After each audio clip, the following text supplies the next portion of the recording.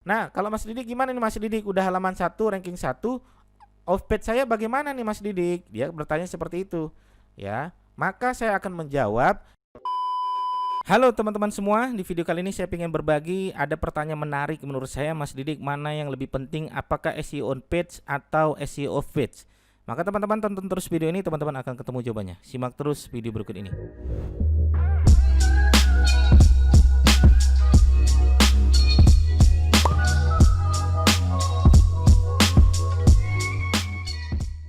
Baik teman-teman sekalian ya, ini pertanyaan menarik menurut saya masalah SEO on page atau off page. Jadi kalau saya ditanya mana yang lebih baik, apakah on page atau off page, maka teman-teman harus tahu mindsetnya dulu seperti ini.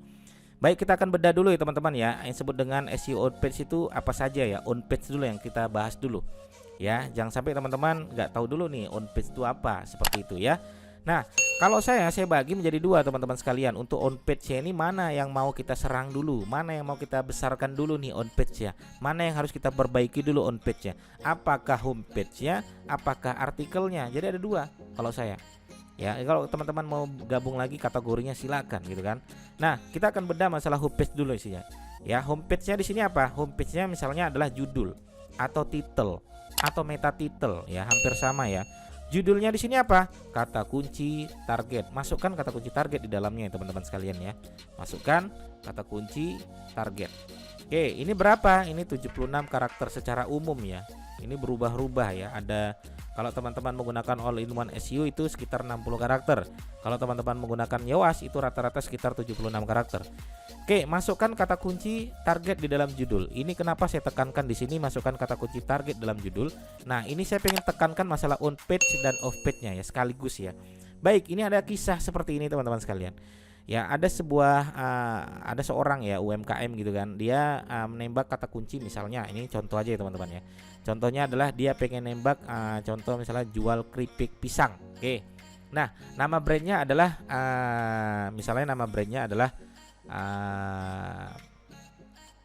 Arnold Pisang. Oke ya, contoh ya, brandnya namanya Arnold Pisang ya, Arnold Pisang misalnya.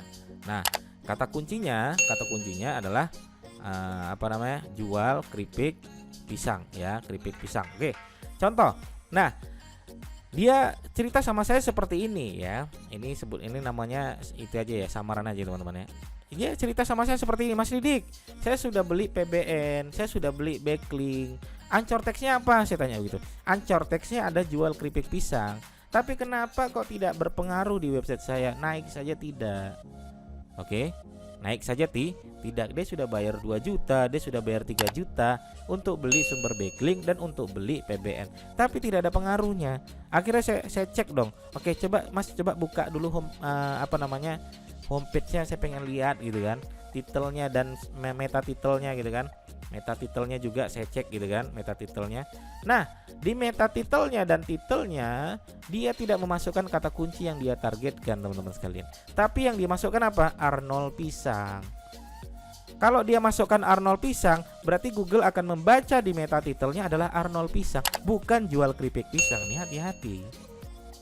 Ya, sehingga apa? Kalaupun dia mau beli PBN sekuat tenaga pun, semahal apapun, kalau salah alamat ya tidak akan bisa naik sebuah websitenya. Ini sama aja ketika teman-teman beli tiketnya ke Bandung tapi targetnya ke Semarang, ya nggak nyampe dong. Kalau pengen targetnya ke Semarang, beli tiketnya ke Semarang juga. Nah, ini mindset nih, banyak sekali yang gagal paham di sini teman-teman sekalian. Oke, setelah judul apa? Setelah judul ada yang disebut dengan deskripsi, ada yang disebut dengan tagline, ada yang disebut dengan slogan. Ya hampir sama teman-teman sekalian. Ini juga apa? Masukkan kata kunci target di dalamnya. Maksimal berapa? Maksimal 500 karakter. Silakan mainkan di sana. Ya, tapi ingat masukkan kata kunci target. Kemudian apa? Ada yang disebut dengan meta deskripsi, ada yang disebut dengan meta tagline, ada yang disebut dengan meta slogan dan lain sebagainya. Masukkan apa? Masukkan kata kunci yang ditargetkan. Berapa karakter Mas Didik? 150 karakter sampai dengan 160 karakter. Ya. Nah, ini poin terpenting teman-teman sekalian di bagian apa? Di bagian homepage. Kalau homepage-nya bermasalah dalam hal on page-nya, maka semuanya akan bermasalah. Ya, ini perbaiki lagi teman-teman sekalian ya. Jadi kembali ke pertanyaan, mana yang lebih penting, apakah on page atau off page? Kalau yang lebih penting sama-sama penting ya teman-teman. Cuman mana yang lebih di pop istilahnya dikedepankan.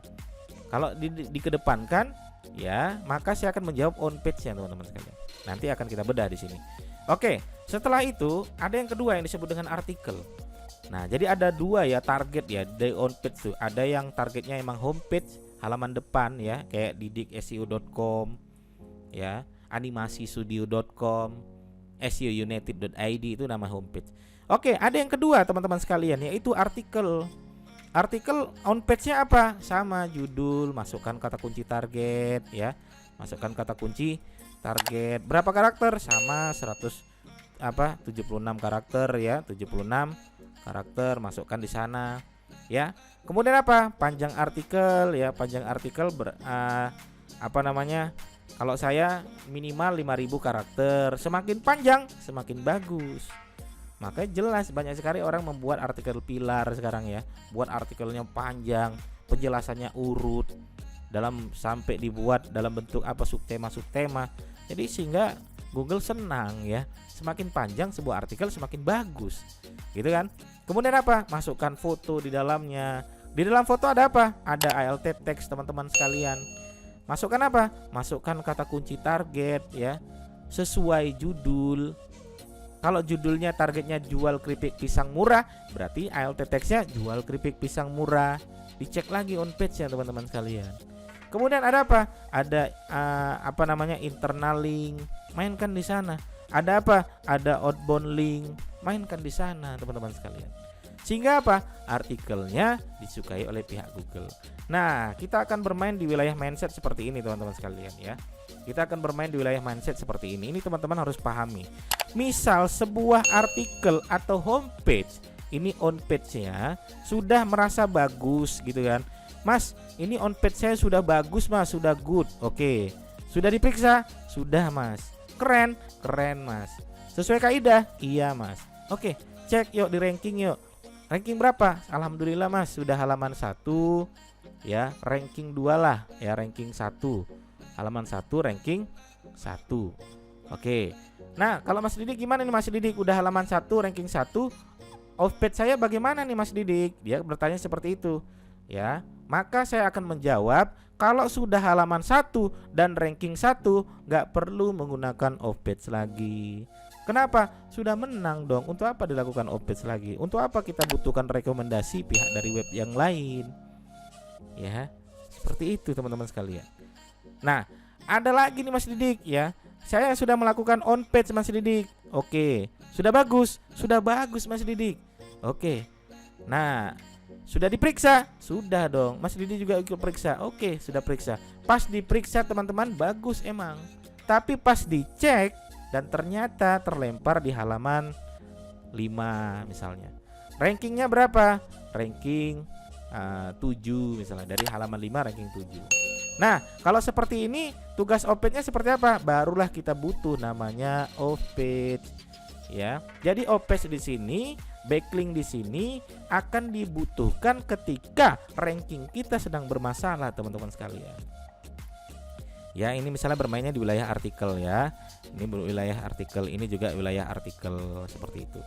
Ya. Nah, sehingga apa? Kita butuh off page, butuh off page. Untuk menaikkan apa? Menaikkan artikelnya. Ya, tapi kalau teman-teman punya dana banyak ya main off page semua silakan gitu kan. Tapi kalau teman-teman punya ya target artikelnya ada ribuan, masa kita menggunakan off page semuanya untuk semua artikel? Kecuali emang teman-teman pengen menargetkan sebuah homepage-nya ya, halaman depannya. Nah, kalau halaman depannya di sini, saran saya teman-teman wajib menggunakan off page. Kenapa? Karena untuk menaikkan DA-nya, domain authority-nya, pengen menaikkan URL ratingnya, ya domain ratingnya dan lain sebagainya. Oke, jadi itu mindsetnya teman-teman ya. Kalau saya ditanya mana yang lebih penting, dua-duanya penting. Cuman teman-teman fokuslah di satu ini dulu. Kalau ininya kurang baik dalam hal ranking dan halaman, teman-teman sangat membutuhkan yang disebut dengan off page. Teman-teman bisa lakukan beli PBN, teman-teman bisa bangun PBN sendiri, teman-teman bisa lakukan sumber backlink sendiri yang sudah saya ajarkan di video-video saya sebelumnya. Oke, begitu yang bisa saya sampaikan. Sampai ketemu di video saya berikutnya. Assalamualaikum warahmatullahi wabarakatuh.